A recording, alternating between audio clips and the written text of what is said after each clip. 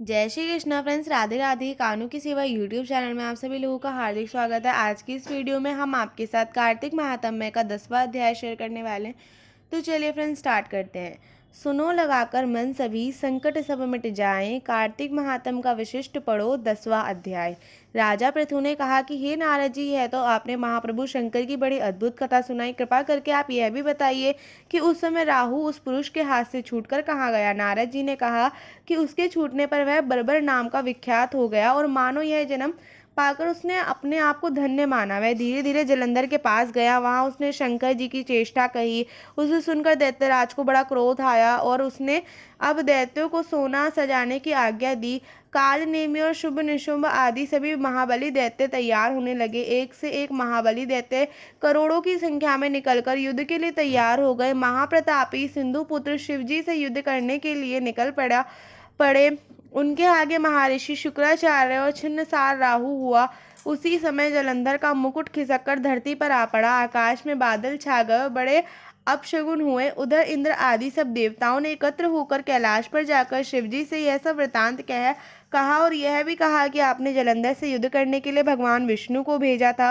वह उसके वशवर्ती हो गए तथा लक्ष्मी सहित जलंधर के अधीन होकर उसके घर में निवास करते हैं। सब देवताओं को भी उसके यहाँ निवास करना पड़ रहा है। अब वह सागर पुत्र आपसे युद्ध करने के लिए आ रहा है, अतः आप उसे मारकर हमारी रक्षा करें।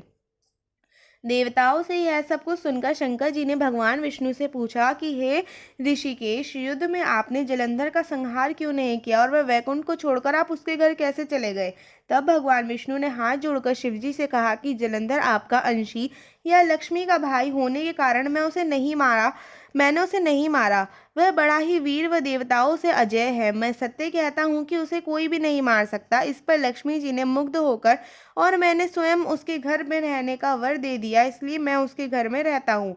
हे सूरवीर विष्णु, आप यह क्या कह रहे हैं। उस दैत्य जलंधर को मैं अवश्य मारूंगा, इसमें कुछ भी संदेह नहीं है। अब आप सब देवता जलंधर को मेरे द्वारा ही मारा गया जानकर अपने स्थान को जाइए। जब शंकर जी ने ऐसा कहा तो सब देवता संदेह रहित होकर अपने अपने स्थान को चले गए। ठीक उसी समय पराक्रमी जलंधर अपने विशाल सेना के साथ कैलाश पर्वत को घेर कर सिंह नाद करने लगा। दैत्यों ने नाद और कोलाहल से शिवजी को क्रुद्ध हो गए और उन्होंने अपने नंदी आदि गणों को उसके साथ युद्ध करने की आज्ञा दे दी। कैलाश पर्वत के पास भीषण युद्ध होने लगा। दैत्यों ने अनेक प्रकार के अस्त्र शस्त्र बरसाना शुरू कर दिया।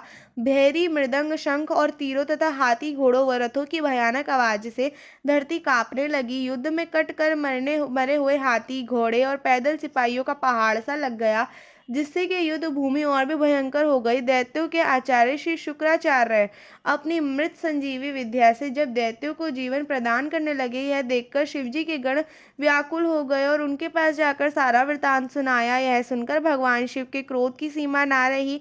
वह अपने भयंकर रूप में दिशाओं को प्रज्वलित करने लगे। उस समय उनके मुख से एक बड़ी भयंकर कन्या उत्पन्न हुई, जिसकी दोनों जंघाएं ताल वृक्ष के समान थी। वह युद्ध भूमि में जाकर सब असुरों को चबाने लगी। युद्ध भूमि में इस तरह विचरते हुए शुक्राचार्य जी के पास पहुंची और शीघ्र ही उन्हें अपने उदर में गुप्त कर लिया और स्वयं भी अंतर्ध्यान हो गई। शुक्राचार्य के गुप्त हो जाने से दैत्यों का मुख मलिन पड़ गया। वह युद्ध छोड़कर भागने लगे। इस पर शुंभ और निशुंभ और काल नेमी आदि सेनापति ने अपने भागते हुए वीरों को रोककर शिव गणों पर प्रहार किया। ऐसा ही शिवजी के नंदी आदि वीरगणों ने, जिनमें गणेश और स्वामी कार्तिकेय भी थे, उन्होंने अपने गणों को रोककर दैत्यों से भीषण युद्ध किया। फ्रेंड्स, ये अध्याय समाप्त हो चुका है। वीडियो अच्छी लगी तो वीडियो को लाइक करें। चैनल पर प्लेलिस्ट अपलोडेड है, उसको आप जाके चेकआउट कर सकते हैं। वीडियो अच्छी लगी तो वीडियो को लाइक, चैनल को सब्सक्राइब करना ना भूलें। फ्रेंड्स एंड फैमिली के साथ शेयर करें। जय श्री कृष्णा, जय श्री राधे, जय माँ तुलसी।